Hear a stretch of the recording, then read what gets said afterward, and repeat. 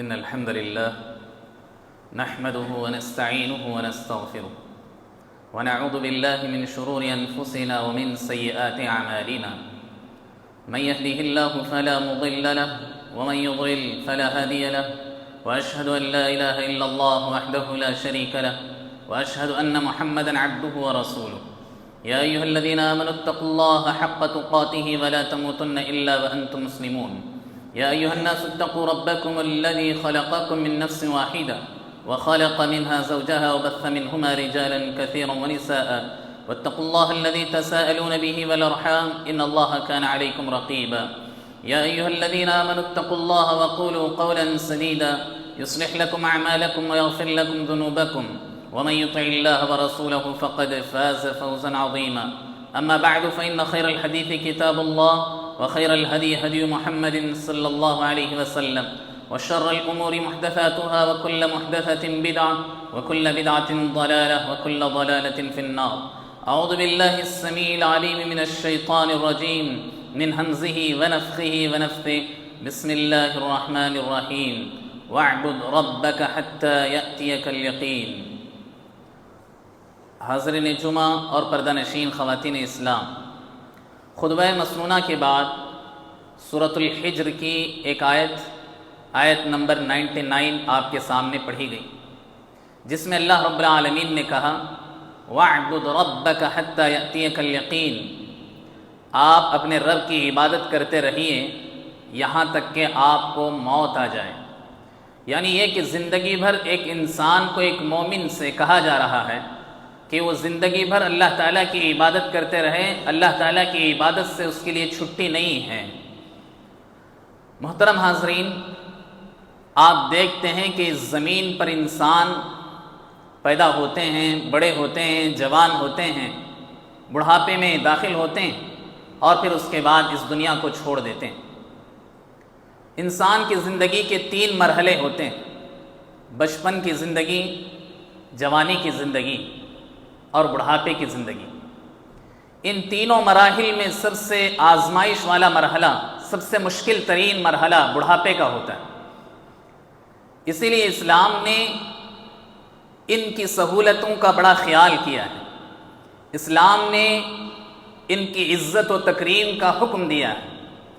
آج کے خطبے میں اسی لحاظ سے ہم بات کریں گے کہ اللہ رب العالمین نے عمر رسیدہ جو لوگ ہیں، بزرگ ہو چکے ہیں، بڑھاپے کی عمر میں داخل ہو چکے ہیں، ایسے لوگوں کو اسلام کس نظر سے دیکھتا ہے، ان کی کیا اہمیت ہے، ان کی کیا فضیلت ہے اسلام کی نظر میں. اس کو آپ قرآن و حدیث کی روشنی میں آج کے خطبے میں سننے کی کوشش کریں گے انشاءاللہ. محترم حاضرین، اللہ رب العالمین نے انسان کے جو 3 مراحل بیان کیے ہیں، اس میں بڑھاپے کا جو مرحلہ ہے یہ بہت آزمائش والا مرحلہ ہے. اسی لیے اسلام نے بڑی سہولتیں ان کے لیے رکھی ہیں. اور اللہ کے نبی صلی اللہ علیہ وسلم نے اسی لیے کہا جو شخص بھی امامت کر رہا ہو، نماز پڑھانے والے شخص سے کہا گیا، امام سے کہا گیا کہ جب بھی تم امامت کرو تو دیکھ لو کہ تمہارے لوگوں میں، صفوں میں جو کمزور ہیں، جو بوڑھے ہیں، جو ضعیف ہیں، ان کا لحاظ رکھتے ہوئے تمہیں نماز پڑھانا چاہیے. آپ صلی اللہ علیہ وسلم نے فرمایا اذا صلی احدکم للناس فلیخفف فإن منهم الضعیف والکبیر والسقیم. تم میں سے جو شخص بھی امامت کرائے لوگوں کی فرض نماز کی امامت، تو اسے چاہیے کہ وہ ہلکی نماز لوگوں کو پڑھائے، اس لیے کہ تم میں بہت سارے لوگ کمزور ہوں گے، بہت سارے لوگ بیمار ہوں گے اور کچھ لوگ بوڑھے ہوں گے. ان کا خیال کرتے ہوئے اسلام نے نماز پڑھانے کا ایک امام کو حکم دیا. اسی طرح آپ دیکھیں اسلام کے احکامات میں بزرگوں کو بڑی اہمیت دی گئی. ان کی سہولت، ان کے لیے ہلکے سے ہلکے احکام اسلام نے دیے. روزہ جو کہ اسلام نے فرض قرار دیا، لیکن جو ہے بڑھاپے کی وجہ سے، کبر سنی کی وجہ سے اب اس کے اندر اتنی طاقت نہیں، اتنی قوت نہیں کہ وہ اپنی اتنی بھوک کو برداشت کر سکیں، ایسے لوگوں سے اسلام نے کہا کہ ایک مسکین کو ایک روزے کے بدلے میں کھانا کھلا دو، یہی تمہارے روزے کا ثواب ہے. گویا اللہ تعالیٰ تمہیں روزے کا ثواب عطا کرے گا. ایک مسکین کو پیٹ بھر ایک ٹائم کھانا کھلا دو، اسلام نے کہا. 30 روزوں کے بدلے میں 30 مسکین کو کھانا کھلا سکتے ہو، یا 30 دن ایک ہی مسکین کو کھانا کھلا دو، تمہاری طرف سے تمہارے روزوں کی چھٹی، اور اللہ رب العالمین اس کے بدلے میں تمہیں پورا ویسا ثواب دے گا جیسے ایک نوجوان کو اللہ رب العالمین روزہ رکھنے کی وجہ سے ثواب دیتا ہے۔ اللہ نے کہا وَعَلَى الَّذِينَ يُطِيقُونَهُ فِدْيَةٌ طَعَامُ مِسْكِينٍ۔ اسی طرح آپ دیکھیں اسلام کے احکامات میں سے حج، اسلام نے ہر اس مسلمان پر فرض قرار دیا جو مسلمان استطاعت رکھتا ہو، اس پر اللہ رب العالمین نے حج فرض قرار دیا۔ لیکن جو لوگ بوڑھے ہو چکے ہوں، بہت زیادہ بیمار ہوں، جن کے بعد ان کے علاج ان کے اچھے ہونے کی امید نہ ہو، ایسے لوگوں کو اسلام نے سہولت دی، چھٹی دی۔ اللہ کے نبی صلی اللہ علیہ وسلم کے پاس قبیلہ خثعم کی ایک عورت آتی ہے، آ کر اس نے اللہ کے نبی صلی اللہ علیہ وسلم سے کہا کہ اللہ کے نبی، میرے باپ بوڑھے ہو چکے ہیں، میرے باپ بوڑھے ہو چکے ہیں اور وہ سواری کرنے کے اب قابل نہیں ہیں، کہ اس کی وجہ سے کیا میں اس کی طرف سے حج کر سکتی ہوں؟ یعنی میرے باپ کی طرف سے کیا میں حج کروں؟ افاحج عنہ؟ قال نعم۔ اللہ کے نبی صلی اللہ علیہ وسلم نے فرمایا ہاں، تم ان کی طرف سے حج کر سکتی ہو، اس لیے کہ تمہارا باپ بوڑھا ہو چکا ہے۔ اسلام نے ایسے احکامات کا خیال کیا، ان کی سہولتوں کا خیال کیا، ان کی طاقت و قوت کا لحاظ اسلام نے رکھا ہے۔ اسی لیے بوڑھے جو لوگ ہو چکے ہیں، یا اپنے کام سے پوری طرح فرصت پا چکے ہیں، یا ریٹائرڈ ہو چکے ہیں، یا ایسے لوگ جن کے کام برابر چل رہے ہوں لیکن وہ اپنی جگہ بڑی فرصت میں نظر آ رہے ہیں، ایسے لوگوں سے اسلام نے کہا کہ تمہیں سب سے زیادہ اب آخرت سے اپنا لگاؤ رکھنا چاہیے۔ جو لوگ بھی بوڑھے ہو چکے ہوں، جن کے سر اور داڑھی کے بال سفید ہو چکے ہیں، ان سے اسلام یہ کہتا ہے کہ ہر دن تمہیں اس بات کی تیاری کرنی چاہیے کہ اب تمہاری زندگی کے جو 2 بڑے مرحلے تھے، بچپنے کی زندگی، جوانی کی زندگی تم نے گزار لی، جو سب سے اچھی زندگی جوانی کی اس کو تم نے مکمل کر لی، اب تم بڑھاپے کی طرف جا رہے ہو، تو اصل منزل کی بہت قریب تم پہنچ چکے ہو۔ ہر روز ہماری یہ داڑھی، ہمارے یہ بال ہم سے کہتے ہیں کہ اپنے اصل منزل، اصل گول کی طرف تم آگے بڑھ رہے ہو۔ ایسے وقت میں دیکھ لو کہ تم نے اس کے لیے کیا تیاری کی، تم نے اس کے لیے کیا تیاری کی ہے۔ تو ایسے وقت میں 2-3 باتیں جو بزرگ ہیں، جو خواتین ہوں کہ مرد ہوں، انہیں 2-3 باتیں بہت اچھے انداز میں یاد رکھنا چاہیے جو اسلام نے ہم اور آپ کو تعلیم دی۔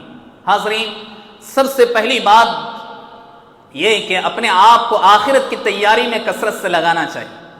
اب یہ دیکھنا چاہیے کہ اللہ نے مجھے فرصت دی ہے، بہت سارے کاموں سے فرصت مل چکی ہے، چھٹی مل چکی ہے، اولاد بڑی ہو چکی ہے، اولاد کما رہی ہے، گھر چلا رہی ہے، یہ اللہ تعالیٰ کا بہت بڑا کرم اور فضل ہے۔ اسی لیے اللہ نے آپ کو فرصت دی، تو اب اس وقت کثرت سے اللہ تعالیٰ کا ذکر، اللہ تعالیٰ کی یاد میں اپنے لمحات کو گزارنا چاہیے۔ اللہ کے نبی صلی اللہ علیہ وسلم کے پاس ایک صحابی آئے، آ کر کہا اللہ کے نبی، اس زمین پر ہم بہت سارے لوگوں کو دیکھتے ہیں، بہت سارے لوگ بڑے خوش نصیب نظر آتے ہیں، اللہ کے نبی آپ بتائیے کہ سب سے بڑا خوش نصیب انسان کون ہے جو اس زمین پر چل رہا ہو؟ بہت سارے قسم کے لوگ زمین پر چل رہے ہیں، لیکن اللہ کے نبی آپ بتائیے کہ سب سے زیادہ خوش نصیب انسان کون ہے؟ تو اللہ کے نبی صلی اللہ علیہ وسلم نے کیا فرمایا؟ کہا من طال عمرہ وحسن عملہ، جس کو اللہ نے لمبی عمر دی، بڑی عمر دی، لیکن اس نے اپنی عمر کو اللہ کی یاد میں، اللہ کے ذکر میں، اللہ کی آخرت کی تیاری میں لگا دی، اس کا عمل اچھا رہا، تو یقیناً وہی شخص سب سے زیادہ خوش نصیب ہے۔ گویا اللہ تعالیٰ نے جس شخص کو جوانی پوری مکمل دے دی، بڑھاپے کی حالت میں اسے لا لیا، تو یہ اللہ تعالیٰ کا فضل ہے کہ اللہ نے اسے اتنی مہلت دے دی ہے کہ اب وہ آخرت کی تیاری میں اپنے آپ کو لگا سکتا ہے۔ پھر اس صحابی نے کہا اللہ کے نبی، اس زمین پر بہت سارے لوگ گھوم رہے ہیں، لیکن اس میں سب سے بڑا بدنصیب انسان کون ہے؟ تو اللہ کے نبی صلی اللہ علیہ وسلم نے فرمایا من طال عمرہ وساء عملہ، جس کی زندگی بڑی ہو، جس کو اللہ نے لمبی عمر دی ہو، لیکن اس کے پاس نیک اعمال کم ہوں، یعنی اس کی زندگی بھر اس نے برائیاں کی ہوں اور لمبی عمر پائی ہو، کل قیامت کے دن سب سے بڑا بدنصیب انسان ہوگا۔ کیونکہ جو آدمی جتنی لمبی عمر پائے گا، جتنے زیادہ گناہ اس کے پاس ہوں گے، اتنا بڑا مشکل مرحلہ اس کے لیے آخرت میں ہوگا۔ اس لیے اللہ کے نبی صلی اللہ علیہ وسلم نے یہ بات بیان کی۔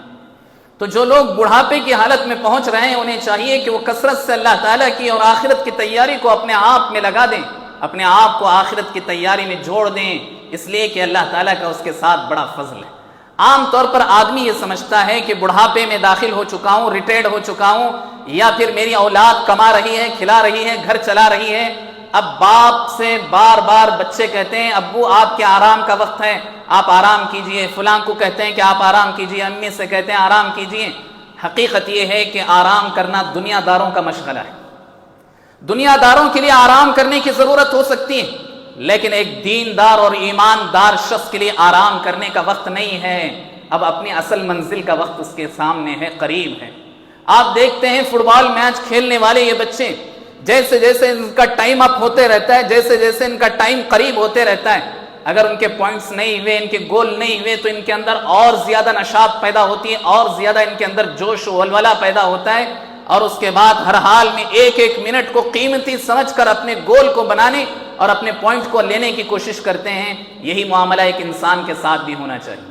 جو کچھ آپ نے بچپن کی زندگی گزار لی، جوانی میں جو ہوا سو ہوا، اللہ رب العالمین سے اب ملاقات کرنے جا رہے ہو، ایسے وقت میں کثرت سے اپنے ساتھ نیک اعمال لے کر جانا چاہیے، اس لیے کہ اللہ رب العالمین نے کہا وَاعْبُدْ رَبَّكَ حَتَّى يَأْتِيَكَ الْيَقِينُ۔ ایک مومن اور ایک دیندار شخص کے لیے اب چھٹی نہیں ہے، اب اس کے لیے اس کے گول کا وقت ہے، اس کے آخرت کا وقت ہے۔ ایسے وقت میں وہ اپنے آپ کو کثرت سے آخرت کی تیاری میں لگانا چاہیے، یہ اسلام ہم اور آپ سے کہتا ہے۔ تو حاضرین، آخرت کی تیاری اس کے لیے اس وقت بہت اہم ہے۔ آخرت کی تیاری میں اپنے آپ کو جوڑ دینا چاہیے۔ آخرت کی تیاری کے لیے اب چھوٹے چھوٹے اعمال اسلام نے ذکر کیے ہیں، ان اعمال کو کر کے آدمی اپنے آپ کو اللہ رب العالمین سے قریب کر سکتا ہے، اللہ رب العالمین سے جوڑ سکتا ہے، اپنے آپ کے گناہوں کو دھل لے سکتا ہے۔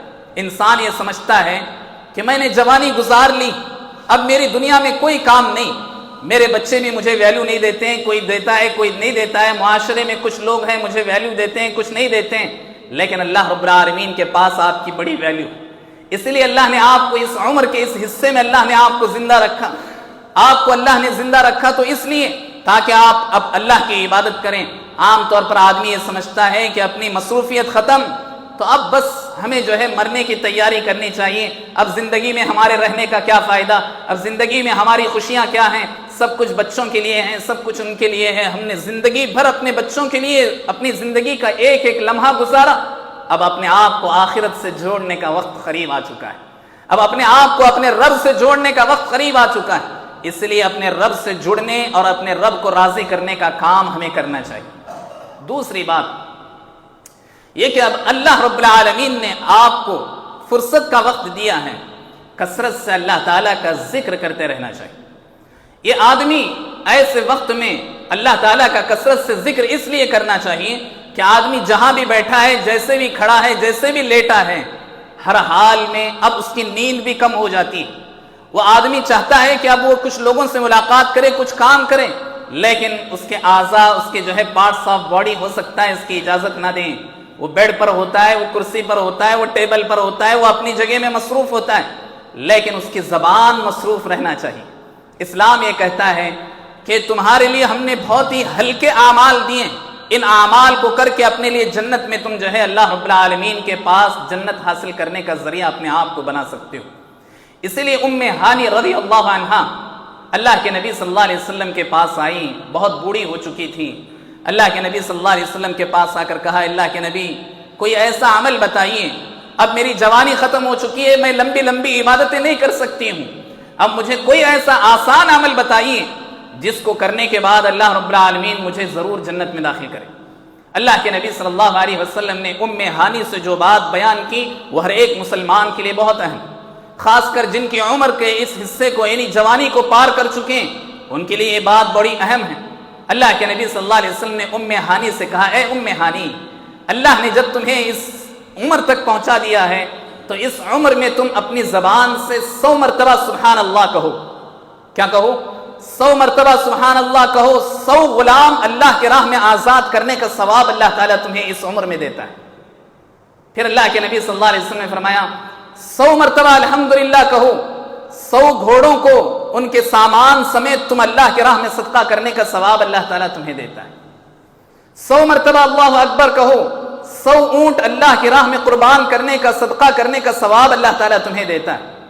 100 مرتبہ لا الہ الا اللہ کہو، دنیا کے ہر خزانے سے زیادہ تمہارے لیے بہتر ہے۔ اللہ کے نبی صلی اللہ علیہ وسلم نے کیا فرمایا؟ لا الہ الا اللہ 100 مرتبہ کہو، دنیا کے تمام خزانوں سے زیادہ بہتر اللہ رب العالمین نے تمہیں چیز دے دی۔ پھر اللہ کے نبی صلی اللہ علیہ وسلم نے کیا فرمایا؟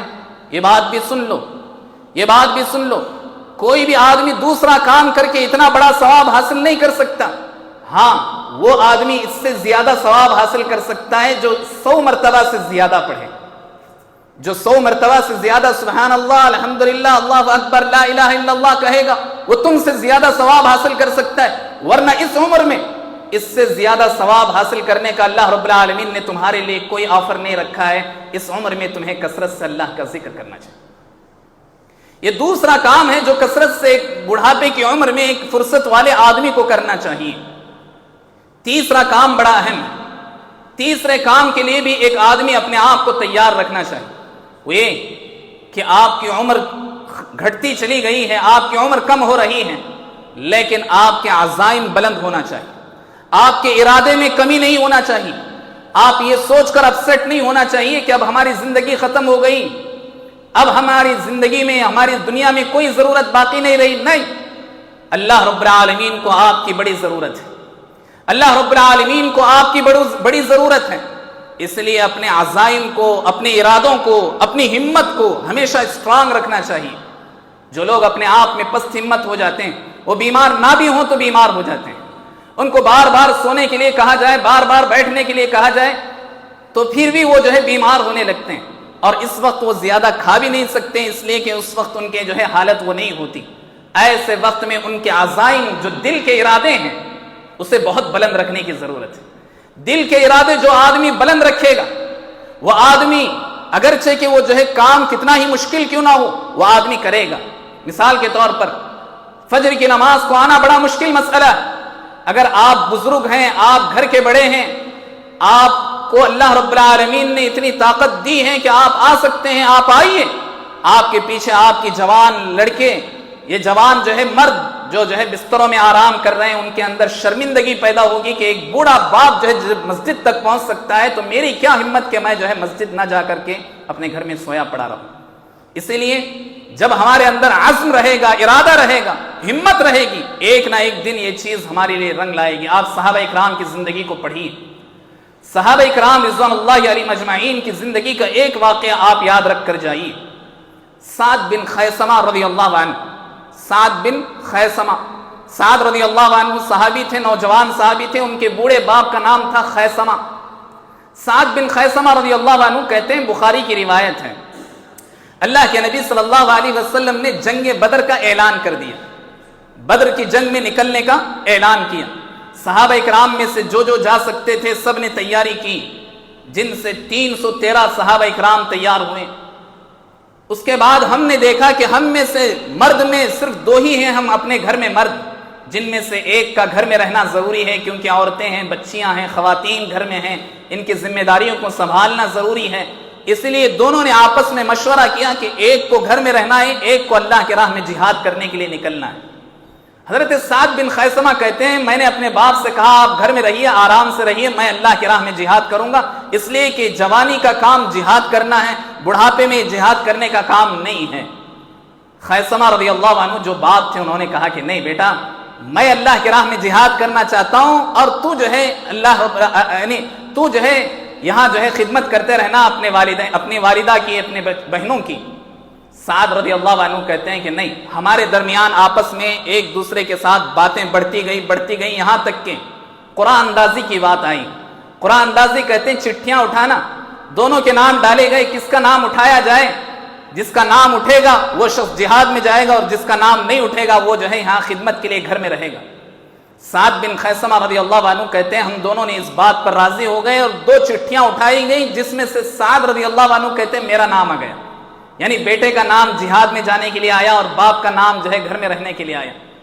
سعد رضی اللہ عنہ سے باپ کہتا ہے کہ بیٹا تو میرا بیٹا ہے، میں تجھے اللہ کا حوالہ دیتا ہوں، میں تیری جو خدمت کیا ہوں زندگی بھر، باپ ہونے کی حیثیت سے اس خدمت کا حوالہ دے کر میں تجھ سے کہتا ہوں، ایک بات کہتا ہوں، یہ کہ تیرے لیے جوانی بہت لمبی پڑی ہے اللہ کی راہ میں جہاد کرنے کے لیے، میں بڑھاپے میں پہنچ چکا ہوں، اب شاید میرا تب میں وقت آنے والا ہے، اسی لیے مجھے پرمیشن دے کہ میں چلا جاؤں، تیرا نام اگرچہ کہ آ گیا ہے لیکن مجھے اجازت دے، میں اللہ کی راہ میں جہاد کرنا چاہتا ہوں۔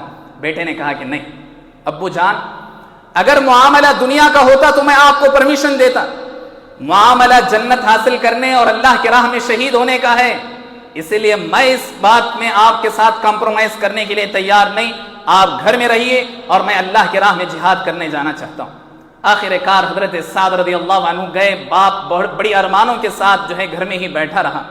حضرت سعد رضی اللہ عنہ جنگ بدر میں شہید ہوئے، حاضر ہوئے، بڑے جواں مردی کے ساتھ لڑے اور شہید ہو گئے۔ باپ کی خواہش اور بڑھنے لگی، بیٹا گیا بھی جنگ میں شہید بھی ہو گیا، اور میں ہوں کہ میں اپنی پیرانہ سالی کی وجہ سے، بڑھاپے کی وجہ سے گھر میں بیٹھا ہوا ہوں۔ یہی چیز ان کے اندر خواہش اور زیادہ بڑھتی گئی، یہاں تک کہ 1 سال بعد جنگ احد کا اعلان ہوا۔ اب گھر میں صرف ایک ہی مرد، حضرت خیثمہ رضی اللہ عنہ کہتے ہیں میں نے اپنا نام جنگ احد کے میدان کے لیے لگا دیا تھا، میں نے اپنا نام جنگ والوں کے لیے لگا دیا، اور اللہ کے نبی صلی اللہ علیہ وسلم کی خدمت میں نے کہا اللہ کے نبی میں بھی اس جنگ میں حاضر ہونا چاہتا ہوں۔ اللہ کے نبی نے اجازت دے دی۔ حضرت خیثمہ رضی اللہ عنہ اس جنگ میں شریک ہوئے، بڑی جواں مردی کے ساتھ لڑی اور آخر کار شہید ہو گئے اس جنگ میں۔ یہ باپ اور بیٹے کا معاملہ ہے، جنت کا اور شہادت کا معاملہ ہے۔ یاد رکھو، جن بچوں کے لیے، جن بچیوں کے لیے، جن کے لیے ہم زندگی گزارتے ہیں، اپنے تمام تر خواہشات کو مٹا کر کے، اپنے دوسرے خواہشات کو ختم کر کے اپنے بچوں کے لیے ہم زندگی بھر جیتے ہیں۔ اب وقت آ چکا ہے کہ آپ اپنے رب کے لیے جینے کی کوشش کریں۔ آپ اب اپنا ایک ایک منٹ اپنے رب کے لیے لگائیں۔ آپ نے محنت کر کے اپنے بچوں کو محنت کر کے آپ نے تعلیم دی، ڈگریاں دلائی، انہیں جاب دلایا، ان کی شادیاں کی، ان کے بچے ہوئے، سب کچھ اللہ رب العالمین نے آپ کے جیتے جی اللہ نے سب کچھ دکھایا۔ اب آپ اپنے رب کے لیے جینے کی کوشش کریں۔ یہ 3 کام ہیں جو ہمارے بزرگ حضرات کے لیے، اور ایسے لوگ جو ریٹائرڈ ہو چکے ہیں، ایسے لوگ جو فرصت میں ہیں، اولاد ان کی کما رہی ہے، ان سے کہہ رہی ہے کہ آپ آرام کیجئے، اب آپ اپنے رب کے لیے ایک ایک منٹ قربان کر دیجئے۔ یقیناً اللہ رب العالمین کو اس وقت کی چھوٹی چھوٹی عبادت بھی بہت پسند ہے، اگرچہ کہ اس وقت آدمی ویسی عبادت نہیں کر سکتا پرفیکٹلی جیسے جوانی میں کر سکتا ہے، لیکن اللہ رب العالمین کو اب اس وقت آپ کے عمل کی نہیں، آپ کے جذبے کی بڑی قدر اللہ رب العالمین کرتا ہے۔ آپ کے دل میں جو ارادہ ہے، جو خواہش ہے، اس کی خواہش اللہ رب العالمین دیکھتا ہے، آپ کے عمل کو نہیں دیکھتا۔ اسی لیے اس وقت ایک ایک منٹ اپنے رب کے لیے گزارنے کی آدمی کو کوشش کرنی چاہیے۔ حاضرین، معاشرے میں جب بزرگ حضرات ہوتے ہیں، معاشرے میں بہت سارے بوڑھے لوگ ہوتے ہیں، اور خاص کر جو ہمارے رشتہ دار ہیں اور بالخصوص جو ہمارے والدین ہیں، اسلام نے ہمارے لیے کیا ذمہ داری دی ہے؟ جو بزرگ حضرات ہیں ان کی خدمت کرنے، ان کے ساتھ معاملہ کرنے کی ہمیں کیا ذمہ داری دی؟ بہت ساری ذمہ داریاں، 3 ذمہ داریاں آج آپ کے حوالے کرنا چاہتا ہوں۔ 3 ذمہ داریوں کو آپ یاد رکھیں۔ معاشرے میں جو لوگ بھی بزرگ ہیں ان کے ساتھ یہ 3 معاملات ہمارے ہونے چاہیے۔ سب سے پہلا معاملہ یہ کہ یاد رکھیں، ان بزرگوں کا ہمارے معاشرے میں ہونا، یہ برکت اور ان کے وجود کو اللہ رب العالمین نے رحمت کا باعث بنایا۔ یعنی ان کا زندہ رہنا، ان کا ہمارے معاشرے میں رہنا، ہمارے خاندان میں ان کا باقی رہنا اللہ رب العالمین کی رحمت اور برکت کا باعث ہے۔ اللہ کے نبی صلی اللہ علیہ وسلم نے فرمایا البرکت اکابرکم، البرکت اکابرکم، برکت تمہارے بڑوں کی وجہ سے ہے، تمہارے بزرگوں کی وجہ سے ہے۔ آج انسان یہ چاہتا ہے کہ وہ جوان ہے، وہ اپنی بیوی کے ساتھ، اپنے بچوں کے ساتھ پوری طرح الگ تلگ رہنا پسند کرتا ہے۔ آج جیسا کچھ معاشرے میں ماحول چلا ہوا ہے وہ یہی کہ ہر آدمی چاہتا ہے کہ وہ آزاد رہے، اپنی بیوی کے ساتھ، اپنے بچوں کے ساتھ، نہ اسے ساس سسرے چاہیے، نہ اسے ماں باپ چاہیے۔ بہت سارے ایسے لوگ ہیں، سب نہیں، میں بہت سارے لوگوں کی بات کر رہا ہوں، ورنہ بہت سارے ایسے لوگ بھی ہیں جو اپنے ایک ایک منٹ اپنے والدین کے لیے، اپنے ساس سسروں کے لیے قربان کر دیتے ہیں، اپنے آرام کو، اپنی خواہش کو، اپنی ہر چیز کو اپنے والدین کے لیے قربان کر کے ایسے لوگ حقیقت میں جنت حاصل کر رہے ہیں۔ اللہ کے نبی صلی اللہ علیہ وسلم نے فرمایا کہ ان کی عزت کرو، اللہ رب العالمین کی تعظیم کرنے کے برابر ہے۔ اللہ کے نبی صلی اللہ علیہ وسلم نے فرمایا ان معاشرے میں پائے جانے والے بزرگوں کی عزت اور تکریم کرنا ایمان کی علامت ہے۔ اللہ کے نبی صلی اللہ علیہ وسلم نے فرمایا لیس منا من لم یرحم صغیرنا ولم یعقر کبیرنا، وہ شخص مومن نہیں ہو سکتا، وہ شخص ہم میں سے نہیں ہے جو ہے اپنے چھوٹوں پر رحم نہ کرے اور جو بڑوں کی عزت نہ کرے۔ اپنے بڑوں کی عزت کرنا اور تکریم کرنا ایمان کی علامت ہے۔ اگر تم یہ چاہتے ہو کہ اپنے آپ میں دیکھیں کہ آپ مومن ہیں کہ نہیں، تو اپنے بڑوں کی عزت کرنا سیکھ لو، اپنے چھوٹوں پر شفقت اور رحمت کے معاملات کرو، یقیناً تم مومن ہو، تمہارے اندر ایمان کی علامت ہے۔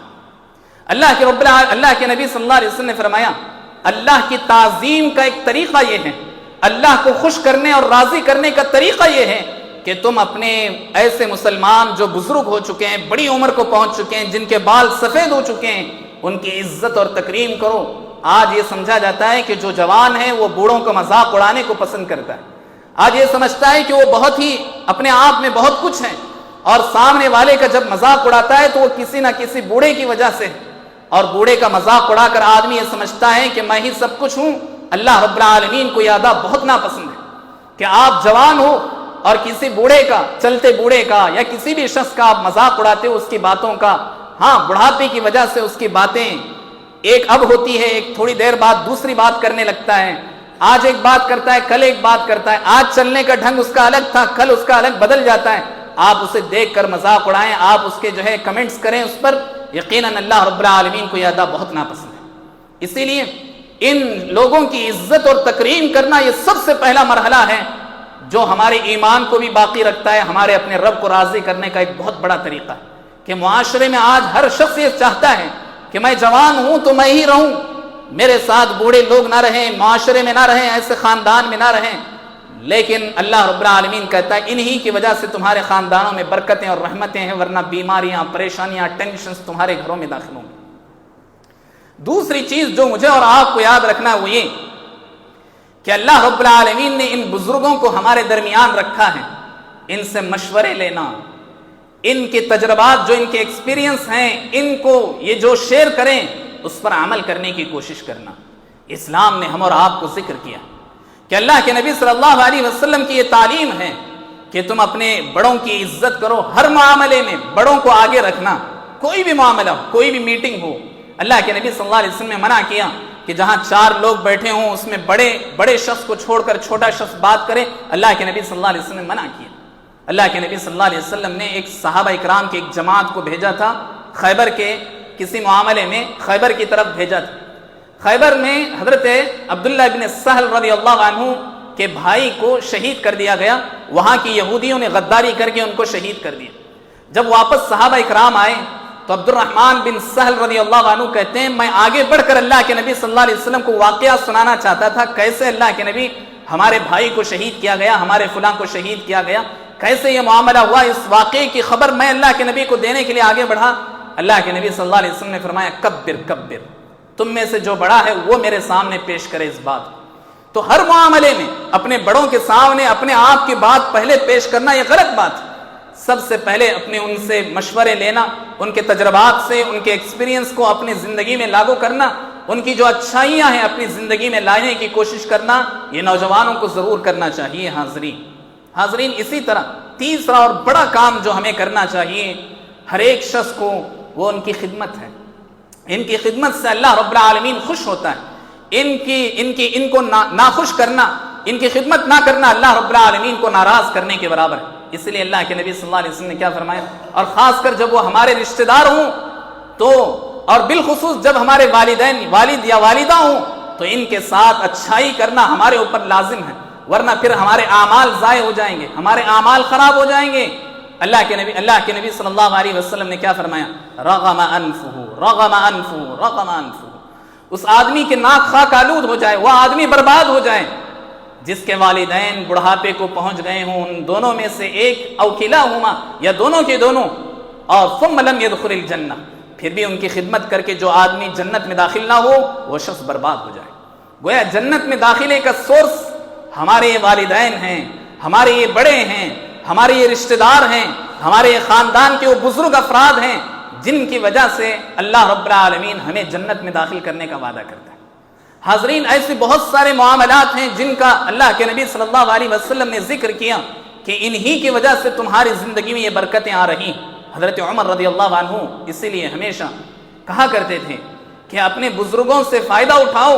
اور حضرت عمر رضی اللہ عنہ جن کی بھی ضرورتیں ہوتی تھیں، یقیناً بڑھاپے میں زیادہ وہ جو ہے خدمت کے محتاج ہوتے ہیں، جیسے بچے جو ہے اپنے والدین کی خدمت کے محتاج ہوتے ہیں، ایسے ہی بوڑھے والدین جب بڑھاپے کو پہنچ جائیں تب وہ زیادہ جو ہے خدمت کے محتاج ہوتے ہیں. اور اسی وقت اولاد آپس میں لڑنے لگتی ہیں کہ میرے پاس نہیں، تیرے پاس نہیں، تیرے پاس نہیں، تیرے پاس نہیں، میں چاہوں تو پیسہ دے دوں گا، میں چاہوں تو فلاں دوائی کرا دوں گا، لیکن میرے پاس والدین نہ رہیں، فلاں کے پاس رہیں، فلاں کے پاس رہیں. آخر کار وہ بیٹی کے پاس رہنے لگتے ہیں.